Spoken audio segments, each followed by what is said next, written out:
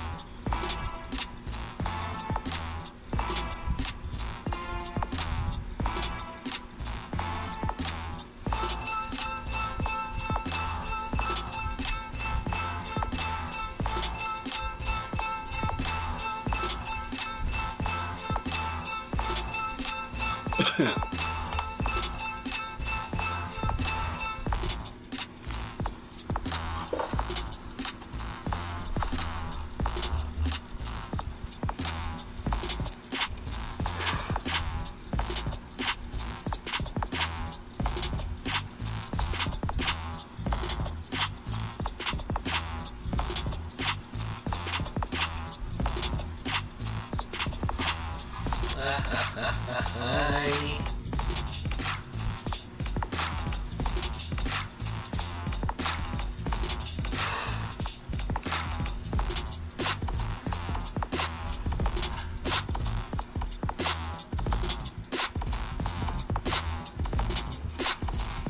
So, titignan natin ang price movement ng Bitcoin, mga utol. Tagal na natin nag-trade, no? Taon na, mga idol, no? Natataon na tayo ng future, so wala na ba na tayong dapat patunayan pa? Yung mga iba dyan na piling magaling, hindi naman kaya mag-live. Kapag tambay, no? Wala silang guts para mag-live trade. Ako, nag-live tayo, mga pro-tambay, diba? Sila, wala silang, hindi nila kaya mag-live kasi alam nila sa sarili nila yung kung hanggang saan lang yung kaya nilang ibuga o ipakita. Ako, pinakita ko. Well, nakikita nyo, win or lose. Sa tatalo, nakikita nyo nila nanalo. No? Well, nakikita talaga nila natatalo tayo pero di nila binabanggit yung panalo natin. No? No? Ako, nila-live ko. Kasi alam ko yung kalidad ko, kapro-tama. Hindi naman tayo professional trader.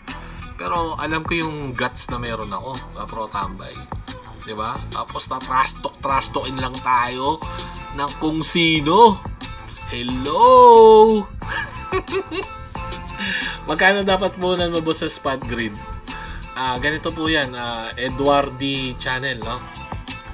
Pag marunong ka na, kailangan talaga malaki. Pag marunong ka na, okay? Pero kung hindi naman, gusto mo lang i-test, i-try mo $100, $200, or mas mababa pa dyan, matetest mo yung spot grid, kapro-tambay. Pero pag talagang marunong ka na gumamit, ang puhunan talaga dito sa spot grid, kailangan talaga dito malaki, kapro-tambay, no?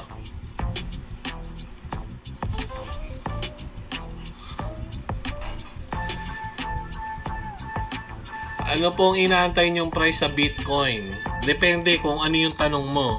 Future, long term ba o short term? Kasi kung short term lang, inaantay natin ang 67,000, no? 67,000 level, mahit ang ating last swing high. Ito yung inaantay natin. Pero kung yung tanong mo, anong price ang inaantay ko sa up or down? So, ibang sagot naman yan.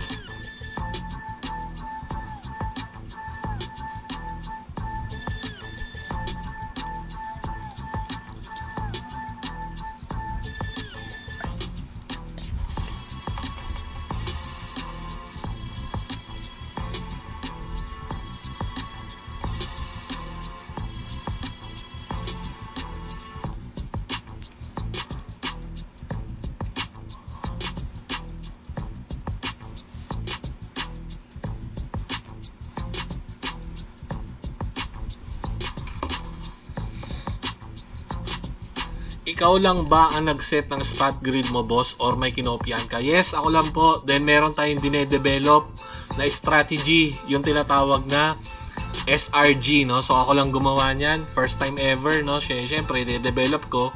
Pag na-approve yan, legacy ko yan, no? SRG, Smart Recentered Grid, no? Yun yung aking dine-develop na strategy. So wala tayong kinopyahan yan. So, idea ko yan, kapro tambay, na tinitest ko kung magiging effective, kapro tambay, no?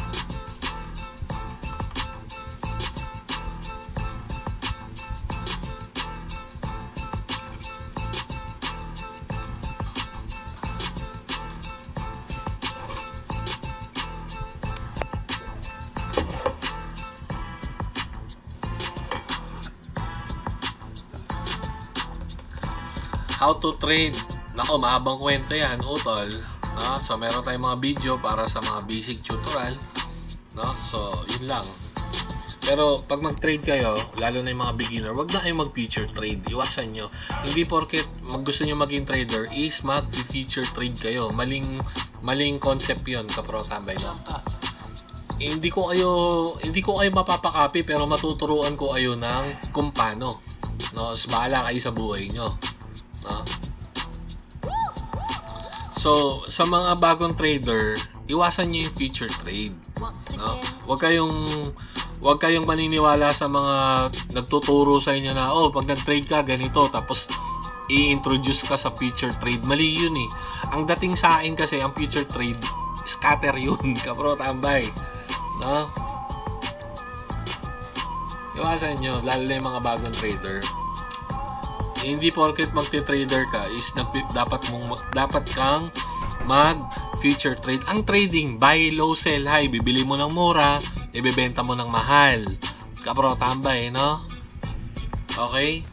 Pero pag hinaluan na yan ng leverage, hinaluan na yan, kapro tambay, ng leverage, iba na yun. Kapro tambay, iba na yun.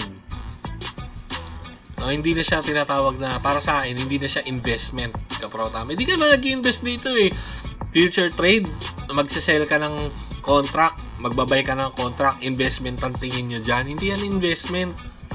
Para nyo lang sinabi na pag naglaro ka ng scatter, sinasabi mo nag-i-investment ka sa scatter. Hindi ganun yun, kapro tambay, no? Hindi siya investment. Ang investment, buy low, sell high. Bibili mo ng mura, ibebenta mo ng mahal. So ano yun? Spot trade po yun, kapro tambay, no?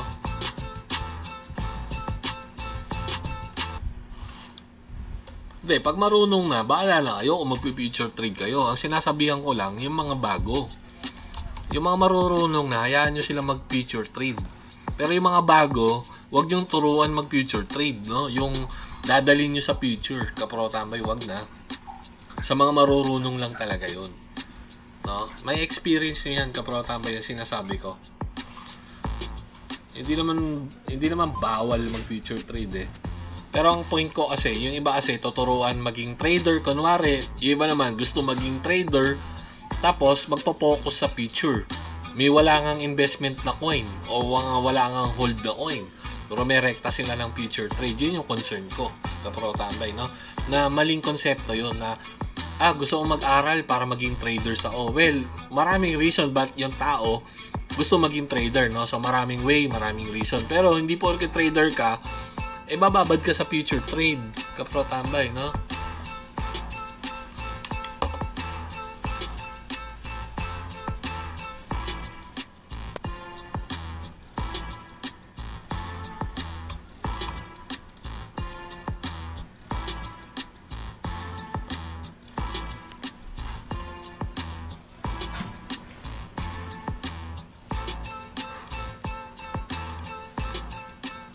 Target for today's natin is makapasok ng 67,000 level, mga utol. So time check tayo. Okay, so 10 na, lumabas na yung stock market. Check na natin yung stocks. Kasi yung stocks kasi nagbubuldo na ng stocks eh.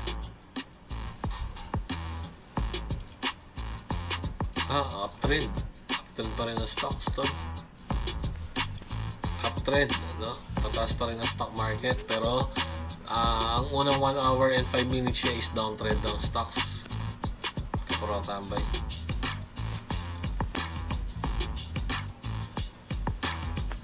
Alin po mas maganda, spot or future? Pinakamaganda talaga is spot, kapro tambay. Spot talaga. Ang future trade, ginagamit yan ng mga marurunong na, kapro tambay, pero high risk po yan, kapro tambay, ang future trade.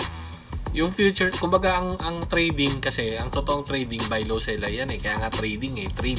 Itinitrade mo yung binili mo ng mura. Tapos magpa-profit ka pag nagmahal na yung presyo, no? So yung future trade, kumbaga ano yan parang pampaganda ng laro, kumbaga sugalan talaga yan. Scatteran, no? Scatter yan Kapro tambay, no? Pero bahala kayo kung magpi-future kayo. Pero sinasabi ko nga sa mga newbie, mas maganda kung newbie ka, iwasan yung future trade. Iwasan nyo yan, no? Huwag kayong maakit sa akala nyo malaki profit pag mataas ang leverage.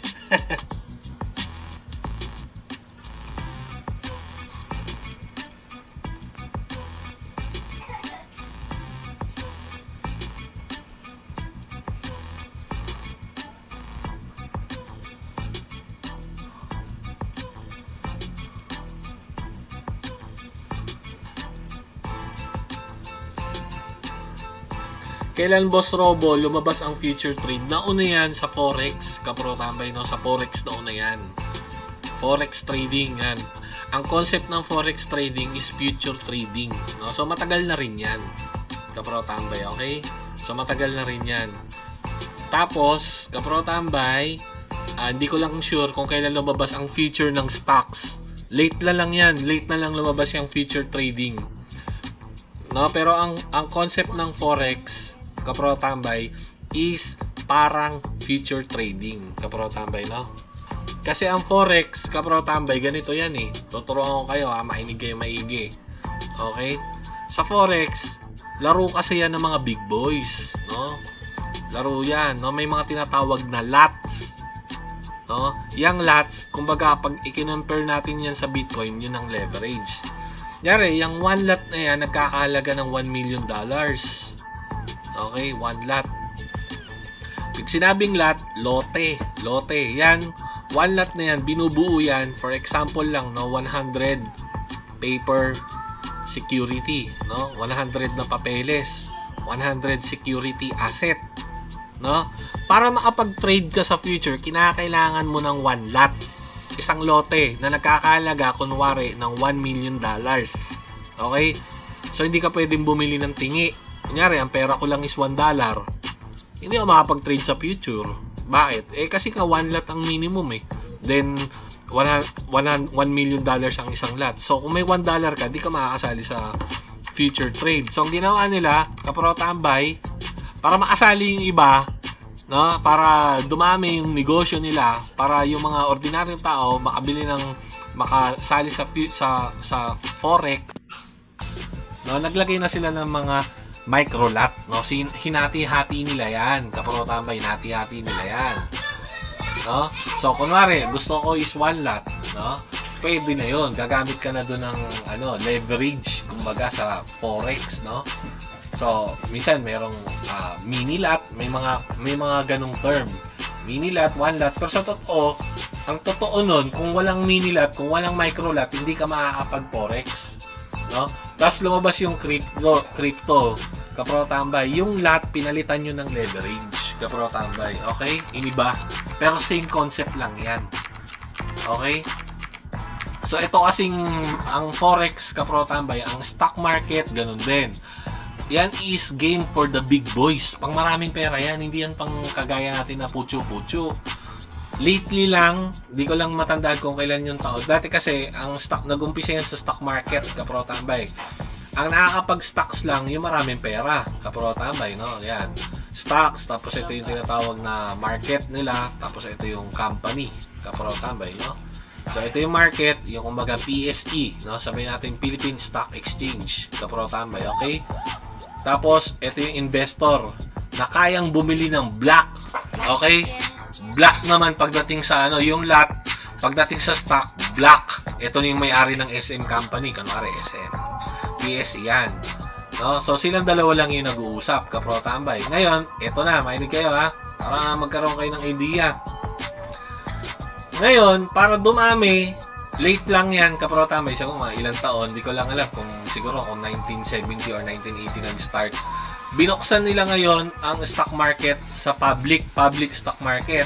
Kunwari, ako ito, gusto ko sumali dyan sa stock market. Kaso, wala akong isang bloke, di ko kayang bilhin yung 1 block. Yung 1 block na yan, kunwari, nagkakalaga ng $1 million, no? Kunwari lang. Hindi ko kayang bilhin yan, pero gusto kong sumali. Ngayon, Para makasali ka, naglagay na sila ng tinatawag na broker, no? Sino yung broker dito? BDO Nimura, okay? Metrobank, nakalimutan ko sa Metrobank. Tapos, Philstock, yan. Tapos, ano yung kilala, kaprotambay na stock market broker sa Pilipinas? Call Financial, yan, Call Financial.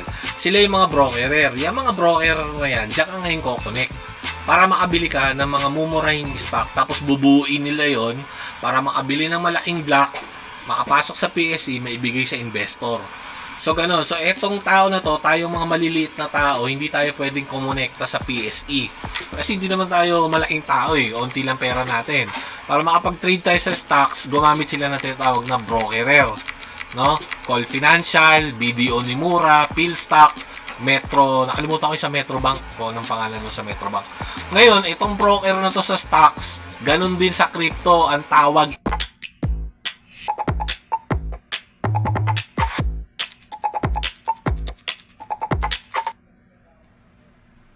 Okay, so nakita nyo na, kaprotambay. Yan ang short briefing natin kung bakit nagkaroon ng future, stocks, yan.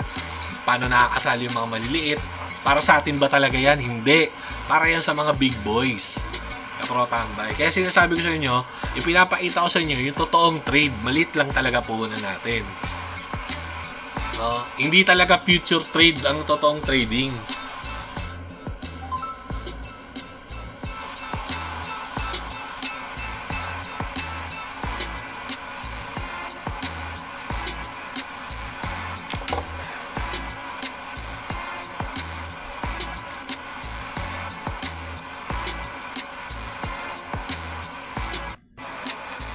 Tapos yung iba dyan, trash talk, alam mo, may alam, wala namang alam.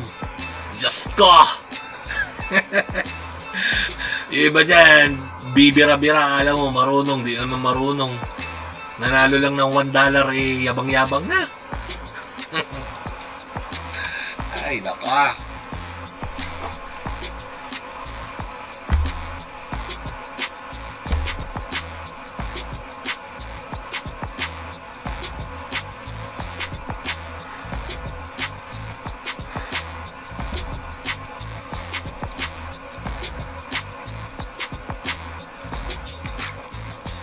Okay, so nakita nyo yan, galaw ng price ng Bitcoin, no?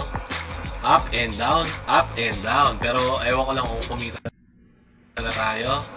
Wala pa rin, hindi pa nagtitrigger yung ating sell. Pero tambay, tingnan natin kung wala, hindi pa nag-trigger yung sell Kung bumaba pa yan, dito, makikita na tayo. So sayang na, hindi naabot yung second buy natin. Wow! Good evening, boss, watching while eating Bicol Express. Alam mo, sa probinsya namin, sa Bicol, Bicolano ini. 3 beses ako kumakain ng may gata sa loob ng 1 linggo nung kabataan ko. Ngayon, dito sa bayan, wala tayong makain gata